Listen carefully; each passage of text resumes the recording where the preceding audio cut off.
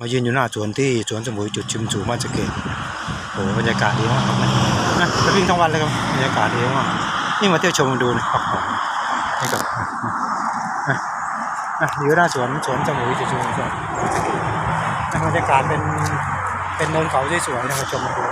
แล้วด้านโน้นจะเห็นทะเลโอ้บรรยากาศดีมากมาชมดูนะต้องขอบคุณทางช่องนะโอ้นะทำให้ว่าที่ติดตามแล้วก็เป็นกำลังใจให้นะให้ความสุขแก่กันนะโอ้เยี่ยมมากสุดยอดนะอะไรก็ขอบคุณทางช่องเลยโอ้เยี่ยมมากสุดยอดเลย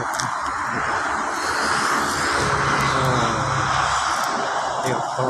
สวยนะบรรยากาศดีมากนะโอ้นะมาดูผลงานทางช่องนะโอ้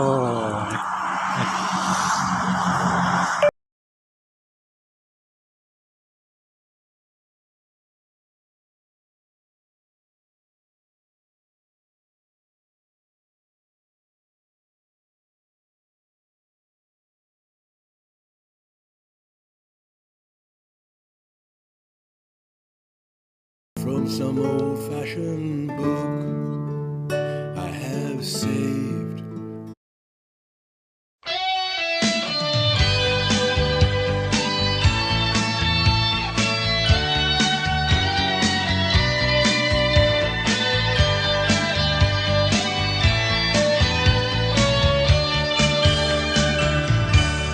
อยากจะจับมือกับเธอ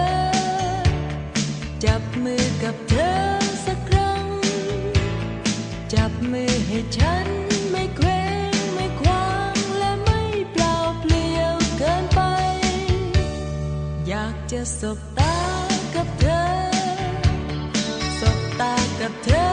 ต่อไปอยากจะเก็บแววแห่งความเข้าใจเอาไว้อบอุ่นนานๆขอมือเธอหน่อยไว้คอยกระชับให้ชื่นใจขอมองตาหน่อยไว้คอยเตือนเมื่อเหงาใจขอใจเธอหน่อยไว้คอยเป็นแรงผลักดันฝันนั้นยิ่งใหญ่